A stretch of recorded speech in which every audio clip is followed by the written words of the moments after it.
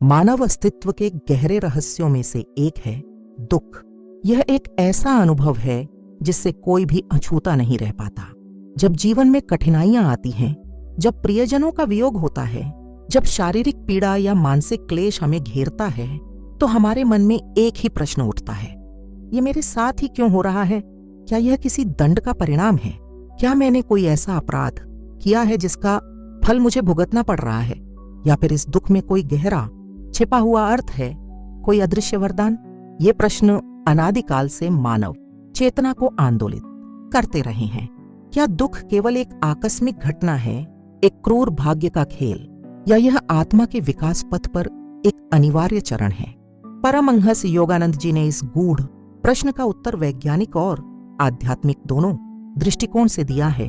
हमें समझाया है कि दुख क्या है, इसका उद्देश्य क्या है और हम इससे कैसे मुक्त हो सकते हैं। उनकी शिक्षाएं हमें एक नई रोशनी देती हैं, हमें यह समझने में मदद करती हैं कि ब्रह्मांड में कुछ भी संयोगवश नहीं होता। हर घटना, हर अनुभव, चाहे वह कितना भी कष्टदायी क्यों न हो, एक गहरे उद्देश्य से जुड़ा होता है। यह हमें यह विश्वास दिलाता है कि हम असहाय नहीं हैं, बल्कि हमारे पास अपने अनुभवों को समझने और रूपांतरित करने की आंतरिक शक्ति है। यह केवल भौतिक शरीर या मन की बात नहीं है, बल्कि उस असीमित आत्मा की बात है जो हर मनुष्य के भीतर निवास करती है। योगानंद जी के अनुसार दुख केवल एक बाहरी घटना नहीं है, बल्कि हमारी आंतरिक चेतना का प्रतिबिंब है, हमारे कर्मों का फल है। यह हमें एक अवसर प्रदान करता है अपनी आत्मा की गहराई में झांकने का, अपने वास्तविक स्वरूप को जानने का और जीवन के परम सत्य की ओर बढ़ने का। उनके दर्शन में दुख को एक शिक्षक के रूप में देखा जाता है, जो हमें जीवन के महत्वपूर्ण पाठ सिखाता है और हमें आध्यात्मिक रूप से परिपक्व होने में मदद करता है। यह हमें अपने अहंकार को त्यागने, अपनी इच्छाओं को शुद्ध करने और ईश्वर के प्रति पूर्ण समर्पण की भावना विकसित करने के लिए प्रेरित करता है। आधुनिक विज्ञान और भौतिकवादी दृष्टिकोण अक्सर दुख को केवल बाहरी परिस्थितियों का परिणाम मानते हैं। वे इसे रासायनिक असंतुलन, सामाजिक असमानताओं, आनुवंशिक प्रवृत्तियों या दुर्घटनाओं का नतीजा बताते हैं। इन समस्याओं के समाधान के लिए दवाएं, थेरेपी, सामाजिक सुधार और आर्थिक नीतियां सुझाई जाती हैं। इसमें कोई संदेह नहीं कि ये उपाय तात्कालिक राहत प्रदान कर सकते हैं और कुछ हद तक बाहरी जीवन को बेहतर बना सकते हैं, लेकिन क्या ये दुख की जड़ तक पहुंच पाते हैं? योगानंद जी के अनुसार ये दृष्टिकोण आत्मा के गणना में त्रुटि की तरह हैं। वे केवल सतह पर काम करते हैं, जबकि असली कारण व्यक्ति की आंतरिक चेतना और उसके कर्मों में निहित होता है। भौतिकवादी समाधान केवल घावों पर मरहम लगाते हैं, लेकिन उस गहरे संक्रमण को नहीं मिटाते जो बार बार उन घावों को उत्पन्न करता है। वे शरीर और मन को अलग अलग इकाइयों के रूप में देखते हैं, आत्मा की अविभाज्य भूमिका को अनदेखा करते हैं। जब हम केवल भौतिकवादी चश्मे से दुख को देखते हैं, तो हम अक्सर खुद को असहाय पाते हैं, भाग्य के हाथों का खिलौना महसूस करते हैं। हम बाहरी दुनिया को बदलने की कोशिश में अपनी सारी ऊर्जा लगा देते हैं, जबकि वास्तविक शक्ति हमारे भीतर छिपी होती है, हमारी चेतना में। यह दृष्टिकोण हमें यह समझने से रोकता है कि दुख एक शिक्षक हो सकता है, एक मार्गदर्शक हो सकता है, जो हमें अपनी आंतरिक शक्ति को खोजने और विकसित करने के लिए प्रेरित करता है। यह हमें यह सोचने पर मजबूर करता है कि जीवन में सब कुछ अनियंत्रित है, जबकि योगानंद जी ने हमें सिखाया कि हम अपनी नियति के निर्माता हैं, अपने कर्मों के स्वामी हैं। भौतिकवादी दृष्टिकोण अक्सर हमें तात्कालिक सुख और समस्याओं से भागने के लिए प्रेरित करता है, बजाय इसके कि हम उनका सामना करें और उनसे सीखें। यह हमें एक चक्र में फंसा देता है जहां हम बार बार उन्हीं समस्याओं का अनुभव करते हैं, क्योंकि हम उनके मूल कारण को संबोधित नहीं करते। वे बाहरी परिस्थितियों को बदलने की कोशिश करते हैं, लेकिन आंतरिक चेतना को बदलने की आवश्यकता को अनदेखा कर देते हैं, जो वास्तव में स्थायी समाधान की कुंजी है। यह हमें सीमित करता है, हमारी वास्तविक क्षमता को पहचानने से रोकता है और हमें भ्रम में रखता है कि हमारा बाहरी जीवन ही सब कुछ है, जबकि आत्मा का अनंत जीवन इससे कहीं अधिक व्यापक और महत्वपूर्ण है। परमहंस योगानंद जी ने समझाया कि दुख कोई आकस्मिक घटना नहीं है और ना ही यह किसी क्रूर ईश्वर का दंड है। यह कर्म के अटल और वैज्ञानिक नियम का परिणाम है। कर्म, जिसे हम अक्सर भाग्य समझ लेते हैं, वास्तव में कारण और कार्य का सार्वभौमिक नियम है। जैसा बोओगे वैसा काटोगे। यह ब्रह्मांड का एक सूक्ष्म संतुलन तंत्र है। यह कोई बाहरी न्यायाधीश नहीं, बल्कि ब्रह्मांड की अपनी अंतर्निहित न्याय प्रणाली है। मैं आपको इसे एक बीज के दृष्टांत से समझाता हूं। प्रत्येक क्रिया, प्रत्येक विचार, प्रत्येक भावना एक बीज की तरह है जिसे हम ब्रह्मांड की मिट्टी में बोते हैं। यदि हम आम का बीज बोएंगे तो हमें आम का फल मिलेगा। यदि हम कांटेदार झाड़ी का बीज बोएंगे तो हमें कांटे ही मिलेंगे। इसी प्रकार जब हम प्रेम, दया, सेवा के बीज बोते हैं तो हमारा जीवन आनंद, शांति और समृद्धि के फलों से भर जाता है। इसके विपरीत जब हम घृणा, स्वार्थ, क्रोध और नकारात्मकता के बीज बोते हैं तो हमें दुख, अशांति और कठिनाइयों के कांटेदार फल मिलते हैं। यह नियम केवल इस जीवन तक सीमित नहीं है, बल्कि जन्म जन्मांतर तक फैला हुआ है। हमारे पूर्व जन्मों के कर्मों के बीज भी इस जीवन में फल दे सकते हैं और इस जीवन के कर्मों के बीज आने वाले जन्मों में फल देंगे। दुख केवल खराब कर्मों का फल नहीं है, बल्कि यह हमें यह भी सिखाता है कि किस प्रकार के बीज बोने से बचना चाहिए। यह एक सुधारात्मक प्रक्रिया है, एक अदृश्य शिक्षक जो हमें सही रास्ते पर वापस लाता है।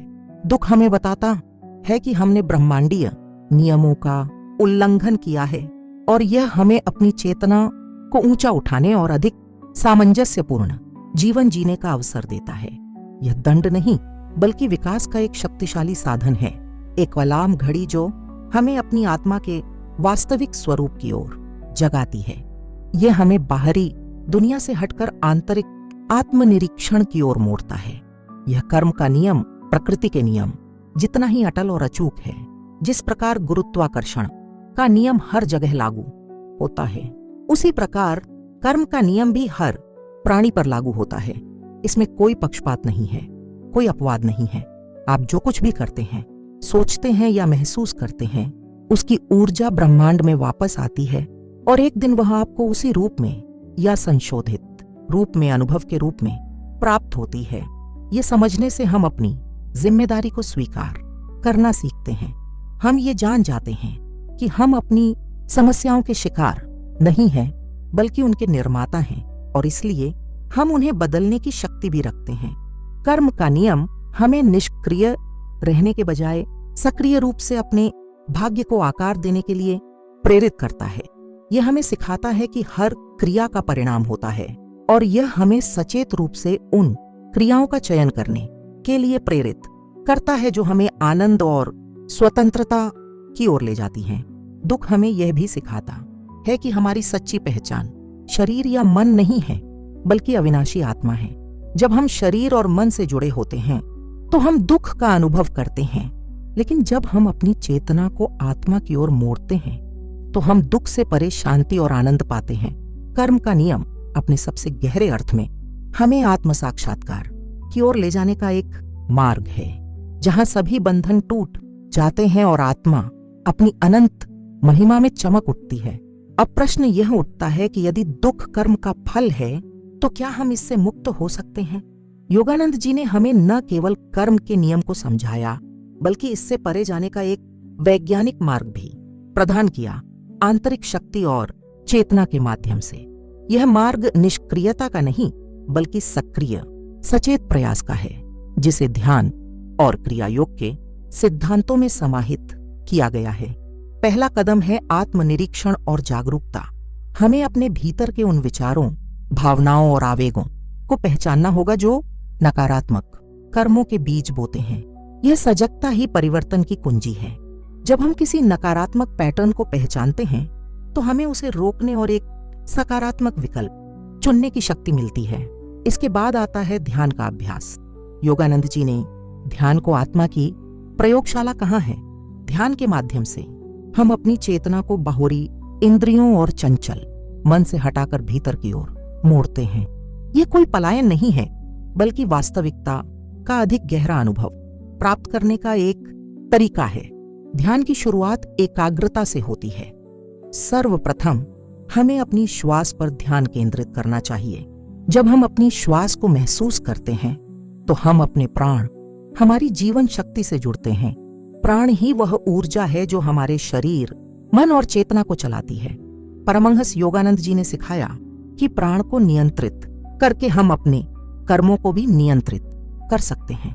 जब मन चंचल होता है तो प्राण भी चंचल होता है। जब प्राण स्थिर होता है तो मन भी शांत होता है। आंखों को बंद करके अपनी भौहों के बीच, जिसे आध्यात्मिक नेत्र या आज्ञा चक्र कहा जाता है, उस बिंदु पर ध्यान केंद्रित करें। यह वह केंद्र है जहां दिव्य इच्छा शक्ति और अंतर्ज्ञान का निवास है। इस बिंदु पर एकाग्रता से हम बाहरी दुनिया की चंचलता से खुद को अलग कर पाते हैं। शुरू में मन भटकेगा, विचारों का आना जाना लगा रहेगा, लेकिन हमें धैर्य और बिना किसी निर्णय के उन्हें देखना है और धीरे से अपने ध्यान को वापस आध्यात्मिक नेत्र पर लाना है। यह अभ्यास हमें बाहरी उत्तेजनाओं से अप्रभावित रहने और अपनी आंतरिक शांति को खोजने में मदद करता है। धीरे धीरे जैसे जैसे एकाग्रता गहरी होती है, हमें अपने भीतर एक स्थिरता और शांति का अनुभव होने लगता है। इसके साथ साथ हमें AUM की ध्वनि पर ध्यान केंद्रित करने का अभ्यास करना चाहिए। AUM ब्रह्मांडीय कंपन है, आदि ध्वनि जिससे सब कुछ उत्पन्न हुआ है। जब हम गहरे ध्यान में AUM को भीतर सुनते हैं तो हम ब्रह्मांड की उस सूक्ष्म ऊर्जा से जुड़ते हैं जो सभी कर्मों को पार कर जाती है। AUM की ध्वनि हमें कर्म के बंधन से मुक्त करने की शक्ति रखती है, क्योंकि यह हमारी चेतना को उस स्रोत की ओर खींचती है जहां कोई द्वंद्व नहीं, कोई कारण कार्य नहीं, केवल शुद्ध अस्तित्व है। यह ध्वनि हमें भीतर की दिव्य उपस्थिति से जोड़ती है और हमें यह अनुभव कराती है कि हम ब्रह्मांड का एक अविभाज्य अंश हैं। योगानंद जी ने प्राणमय शरीर और 7 चक्रों के महत्व पर भी जोर दिया।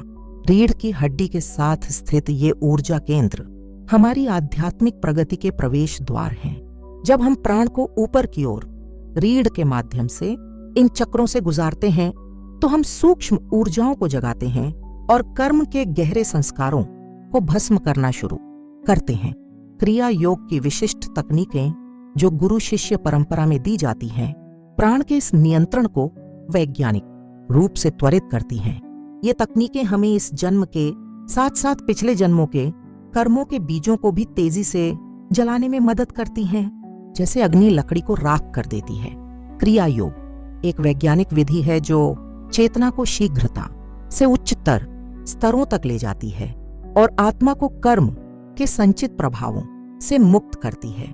हालांकि यहाँ हम क्रिया योग की गूढ़ तकनीकों में नहीं जा सकते, लेकिन इसके पीछे का सिद्धांत यह है कि प्राण शक्ति पर नियंत्रण करके हम मन और उसकी आसक्तियों पर विजय प्राप्त कर सकते हैं जो कर्म के चक्र को गति देती हैं। लेकिन ध्यान केवल एक तकनीक नहीं है, यह एक भक्तिमय समर्पण भी है। हमें ईश्वर या गुरु के प्रति अपनी श्रद्धा और प्रेम को विकसित करना होगा। यह विश्वास की एक उच्च शक्ति हमारी सहायता कर रही है, हमें गहरे ध्यान में प्रवेश करने की शक्ति देता है और हमारे प्रयासों को कई गुना बढ़ा देता है। दुख के क्षणों में हमें अपने अहंकार को छोड़ना होगा और अपनी आत्मा को दिव्य इच्छा शक्ति के प्रति समर्पित करना होगा। यह समर्पण हमें कर्म के फल से बांधने वाली इच्छाओं और आसक्तियों से मुक्ति दिलाता है। हमें यह समझना होगा कि ईश्वर केवल एक नियामक शक्ति नहीं है, बल्कि एक प्रेममय पिता माता भी है जो हमेशा हमारे कल्याण की इच्छा रखता है। जब हम अपनी इच्छाओं और संघर्षों को उस दिव्य शक्ति को सौंप देते हैं तो हमें एक अकल्पनीय शांति और सुरक्षा का अनुभव होता है। यह विश्वास ही हमें सबसे कठिन समय में भी अडिग रहने की शक्ति देता है। जब हम इन अभ्यासों को नियमित रूप से करते हैं तो हम अपने भीतर एक ऐसी शांति और स्थिरता विकसित करते हैं जो बाहरी परिस्थितियों से अप्रभावित रहती है। हम दुख को एक बाहरी घटना के रूप में देखना शुरू करते हैं जो हमें प्रभावित तो करती है, लेकिन हमारी वास्तविक आध्यात्मिक पहचान को नहीं छू सकती। यह हमें दुख के पाठों को समझने की अंतर्दृष्टि देता है, हमें सिखाता है कि हमें क्या बदलना है और कैसे बढ़ना है। हम समझते हैं कि दुख हमें एक निश्चित दिशा में धकेल रहा है, आत्मा की ओर, ईश्वर की ओर। यह हमें अधिक सहानुभूतिपूर्ण, अधिक समझदार और अधिक शक्तिशाली बनाता है। यह हमें यह महसूस कराता है कि हम अपने जीवन के केवल शिकार नहीं हैं, बल्कि उसके निर्माता भी हैं। अपनी चेतना को बदलकर हम अपनी नियति को बदल सकते हैं। यह आंतरिक परिवर्तन हमें बाहरी दुनिया को एक नए दृष्टिकोण से देखने की शक्ति देता है, जहां हम समस्याओं में अवसर और चुनौतियों में विकास देखते हैं। हम जीवन के हर अनुभव को एक गुरु के रूप में स्वीकार करते हैं, जो हमें अपनी आत्मा के सच्चे उद्देश्य की ओर ले जाता है। जब कोई साधक लगन और ईमानदारी से इन आध्यात्मिक अभ्यासों में लीन होता है, तो उसका जीवन अभूतपूर्व रूप से रूपांतरित होता है। यह केवल एक बौद्धिक समझ नहीं, बल्कि सत्य का एक प्रत्यक्ष जीवंत अनुभव है। सबसे पहले व्यक्ति को एक गहरी आंतरिक शांति का अनुभव होता है, जो बाहरी दुनिया की किसी भी अशांति से अप्रभावित रहती है। जीवन की कठिनाइयां और चुनौतियां अभी भी मौजूद हो सकती हैं, लेकिन अब वे व्यक्ति की आत्मा को विचलित नहीं कर पाती। यह शांति समुद्र की सतह पर उठने वाली लहरों के बीच गहराई में शांत रहने जैसा है। दुख अब केवल पीड़ा नहीं रह जाता, बल्कि एक शिक्षक बन जाता है। साधक दुख के पीछे के दिव्य उद्देश्य को समझना शुरू कर देता है। उसे यह स्पष्ट हो जाता है कि प्रत्येक कठिनाई एक छिपा हुआ वरदान है, एक अवसर है सीखने, बढ़ने और अपनी चेतना को शुद्ध करने का। वह दुख में भी ईश्वर की कृपा और उसके मार्गदर्शन को महसूस कर पाता है। यह एहसास उसे भय और चिंता से मुक्त करता है। जैसे जैसे ध्यान गहरा होता है, व्यक्ति अपने वास्तविक स्वरूप आत्मा से अधिक जुड़ने लगता है। उसे यह प्रत्यक्ष अनुभव होता है कि वह यह शरीर या मन नहीं, बल्कि अविनाशी अमर आत्मा है, जो ईश्वर का एक अंश है। इस अनुभव के साथ एक असीम आनंद और प्रेम की भावना आती है, जो किसी भी सांसारिक सुख से कहीं अधिक गहरा और स्थायी होता है। यह आनंद बाहरी वस्तुओं या व्यक्तियों पर निर्भर नहीं करता, बल्कि आत्मा के भीतर से फूटता है। फिर आता है चेतना का विस्तार। साधक की व्यक्तिगत चेतना ब्रह्मांडीय चेतना में विलीन होने लगती है। यह समाधि का अनुभव है, ईश्वर के साथ प्रत्यक्ष मिलन का अनुभव। इस अवस्था में द्वंद्व समाप्त हो जाता है। मैं और तू का भेद मिट जाता है और केवल एक सर्वव्यापी अविभाज्य अस्तित्व का अनुभव होता है। यह केवल एक अवधारणा नहीं, बल्कि एक जीवंत विद्युत प्रवाहित अनुभव है, जहां व्यक्ति स्वयं को हर जगह हर कण में महसूस करता है। इस अवस्था में सभी कर्मों के बीज भस्म हो जाते हैं, क्योंकि जब कोई मैं नहीं है जो कार्य करे या फल भोगे, तो कर्म का नियम भी प्रभावी नहीं रहता। व्यक्ति कर्म के चक्र से मुक्त हो जाता है। समाधि की अवस्था में साधक को दिव्य बुद्धि और अंतर्ज्ञान प्राप्त होता है। उसे जीवन के गहरे रहस्य, ब्रह्मांड के नियम और अपने अस्तित्व का वास्तविक उद्देश्य स्पष्ट रूप से दिखाई देते हैं। उसे दिव्य प्रेम और करुणा का अनुभव होता है, जिससे उसका हृदय सभी प्राणियों के प्रति उदार हो जाता है। वह केवल अपने लिए ही नहीं, बल्कि पूरी मानवता के लिए प्रार्थना करता है और सेवा करता है। अंततः व्यक्ति भय, आसक्ति और दुख के बंधनों से पूरी तरह मुक्त हो जाता है। वह जीवन और मृत्यु के चक्र को पार कर जाता है, मोक्ष या आत्म साक्षात्कार को प्राप्त करता है। यह एक ऐसी स्वतंत्रता है जो बाहरी परिस्थितियों से नहीं, बल्कि भीतर की सच्चाई से उत्पन्न होती है। वह अपने जीवन को दूसरों की सेवा में लगाता है, दिव्य प्रेम का एक उपकरण बन जाता है और ब्रह्मांडीय योजना में अपना सच्चा स्थान ग्रहण करता है। वह जानता है कि दुख केवल एक अस्थायी स्वप्न था, जबकि उसकी वास्तविक प्रकृति शाश्वत आनंद और अस्तित्व है। यह अवस्था परम मुक्ति की है, जहां आत्मा अपने मूल असीमित स्वरूप में लौट आती है। उसे अब किसी बाहरी चीज की आवश्यकता नहीं होती, क्योंकि वह जानता है कि सभी सुख और आनंद उसके भीतर ही निहित हैं। यह उस यात्रा का अंतिम गंतव्य है, जहां दुख का अस्तित्व ही मिट जाता है और केवल अनंत आनंद, ज्ञान और अस्तित्व शेष रहता है। इस प्रकार परमहंस योगानंद जी के दिव्य ज्ञान के प्रकाश में हम ये स्पष्ट रूप से समझ सकते हैं कि दुख कोई दंड नहीं है। यह ब्रह्मांडीय न्याय का एक उपकरण है, कर्म के अटल नियम का परिणाम है और सबसे बढ़कर यह आत्मा के विकास और जागरण का एक शक्तिशाली साधन है। यह एक दिव्य अलार्म घड़ी है जो हमें जगाती है, हमें अपनी त्रुटियों से सीखने और अपने वास्तविक आध्यात्मिक स्वरूप की ओर मुड़ने का अवसर देती है। हमारी शक्ति किसी बाहरी शक्ति में नहीं, बल्कि हमारे अपने भीतर निहित है। हमारी चेतना, हमारी इच्छा शक्ति और हमारी दिव्य क्षमता में हम अपने जीवन के भाग्य को बदलने की शक्ति रखते हैं। हम निष्क्रिय पीड़ित नहीं हैं, बल्कि अपने अनुभवों के सक्रिय निर्माता हैं। आइए हम परमहंस योगानंद जी के इन शाश्वत सत्यों को अपने जीवन में अपनाएं। ध्यान, आत्मनिरीक्षण और ईश्वर के प्रति समर्पण के माध्यम से हम कर्म के बंधनों को तोड़ सकते हैं, दुख के भ्रम से परे जा सकते हैं और शाश्वत आनंद, शांति और स्वतंत्रता को प्राप्त कर सकते हैं। हमें यह याद रखना चाहिए कि प्रत्येक दुख एक छिपा हुआ वरदान है, एक अवसर है अपनी आत्मा को चमकाने का और ईश्वर के साथ अपने शाश्वत संबंध को पुनः स्थापित करने का। अपने भीतर की शक्ति को पहचानें, अपने दिव्य स्वरूप को याद रखें और इस आध्यात्मिक यात्रा पर दृढ़ता से आगे बढ़ें। आप केवल एक मानव शरीर नहीं हैं, आप दिव्य चेतना का एक अविनाशी अंश हैं और आपके भीतर अनंत आनंद और शक्ति का स्रोत छिपा है। दुख को अपनी कमजोरी न बनने दें, बल्कि इसे अपनी आध्यात्मिक प्रगति के लिए एक सीढ़ी बनाएं। जागो और अपने वास्तविक स्वरूप को जानो। यह दुख एक शिक्षक है, एक मार्गदर्शक है जो तुम्हें तुम्हारे घर, तुम्हारे सच्चे आत्म की ओर वापस ले जा रहा है। शांति, आनंद और मुक्ति तुम्हारे भीतर ही है। यह समझना कि दुख केवल एक अस्थायी स्थिति है और हमारी वास्तविक प्रकृति अनंत आनंद है, हमें जीवन की सभी चुनौतियों का सामना करने की शक्ति देता है।